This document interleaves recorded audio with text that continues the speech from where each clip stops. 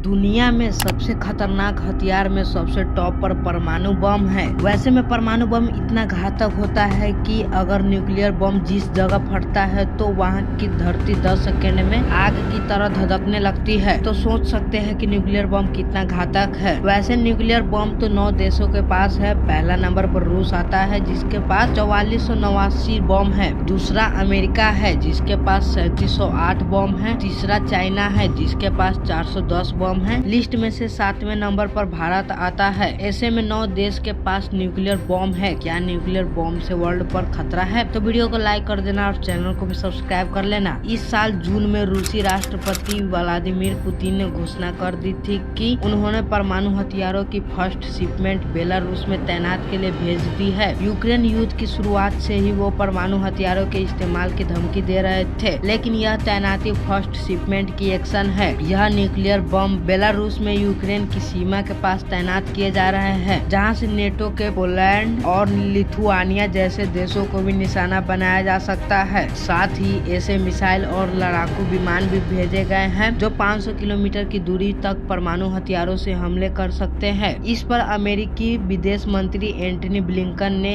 इसे गैर जिम्मेदारी सौंपा है। रूस ने यूक्रेन के जापोरिजिया परमाणु पावर प्लांट पर भी कब्जा कर रखा है, लेकिन करेंट मल्टीपोलर वर्ल्ड में केवल रूसी राष्ट्रपति पुतिन की धमकियां ही चिंता का कारण नहीं है, बल्कि चीन भी परमाणु हथियारों के उत्पादन में अमेरिका और रूस के साथ बराबरी करना चाहता है। सब जगह हथियार नियंत्रण खत्म हो रही है। रूस कह चुका है कि अगर उसकी अस्तित्व को खतरा हुआ तो निसंदेह संभावना है कि वो परमाणु हथियारों का इस्तेमाल कर सकता है। रूस के पास हजारों परमाणु हथियार है, जिनमें से कई ऐसे छोटे टैक्टिकल न्यूक्लियर वॉरहेड है जिनका इस्तेमाल रणभूमि में किया जा सकता है। इनमें कुछ टैक्टिकल परमाणु हथियार उस बम जितने शक्तिशाली है जिसका इस्तेमाल हिरोशिमा में किया गया था। रूस द्वारा बेलारूस में परमाणु हथियारों की तैनाती कितनी बड़ी चिंता का विषय है। निकोलाई सोकोव, जो पहले रूस के न्यूक्लियर निगोटिएटर थे, अब Vienna centre for डिसआर्मामेंट and non proliferation में सीनियर रिसर्चर है। उन्होंने कहा कि यह परमाणु हथियारों के इस्तेमाल पर रूस के एटीट्यूड में आए परिवर्तन का संकेत है। रूस में परमाणु हथियारों के सीमित इस्तेमालों को लेकर सार्वजनिक तौर पर विशेषज्ञों के बीच बहस चल रही है, मगर यह रूसी सरकार की सोच को ही दर्शाता है। यह एक गंभीर बात है। निकोलाई सोकोव का मानना है कि इन हथियारों की तैनाती से यूक्रेन से भी ज्यादा खतरा नेटो के सदस्य देशों को है। निकोलाई सोकोव के अनुसार हमें समझना चाहिए कि यूक्रेन के खिलाफ लड़ाई को रूस में एक प्रोक्सी वॉर की तरह देखा जा रहा है। वहाँ इसे यूक्रेन की आड़ में नेटो के खिलाफ लड़ाई के रूप में देखा जा रहा है। कई लोग सोच रहे हैं कि रूस यूक्रेन पर परमाणु हमला कर सकता है। मुझे इस बात की चिंता है कि रूस नेटो के साथ संघर्ष को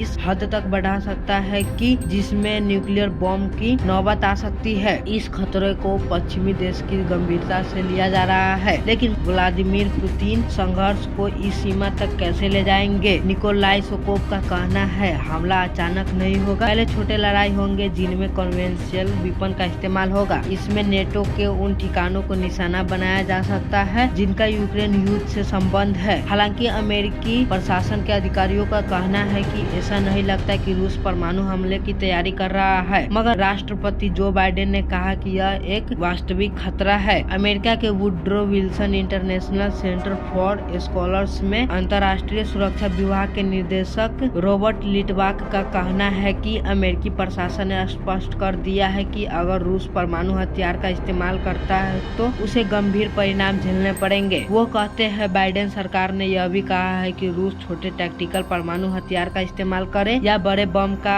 इस्तेमाल करे, अमेरिका के लिए दोनों का इस्तेमाल एक समान है और वो इसे परमाणु हमले की तरह ही देखेगा। रॉबर्ट लिटवाक के मुताबिक रूस द्वारा परमाणु हथियारों के इस्तेमाल के बारे में अमेरिका पहले ही कह चुका है कि अगर रूस ऐसा करता है तो उसके गंभीर परिणाम होंगे। मगर क्या कोई पुतिन की परमाणु धमकियों पर रोक लगा सकता है? कुछ लोग उम्मीद करते हैं कि चीन के नेता शी जिनपिंग यह भूमिका निभा सकते हैं, क्योंकि चीन नो फर्स्ट यूज की नीति की बात कर चुका है, यानी यह कह चुका है कि वो संघर्ष के दौरान पहले परमाणु हथियारों का इस्तेमाल नहीं करेगा। अब यह तो पुतिन पर ही डिपेंड करता है या नहीं। अगर कर देता है तो सभी देश भी यूज करेगा, जिससे पूरा वर्ल्ड पर खतरा भी आ सकता है। आपकी क्या राय है कमेंट में बताएं। तो वीडियो को लाइक कर दो और चैनल को भी सब्सक्राइब कर लेना।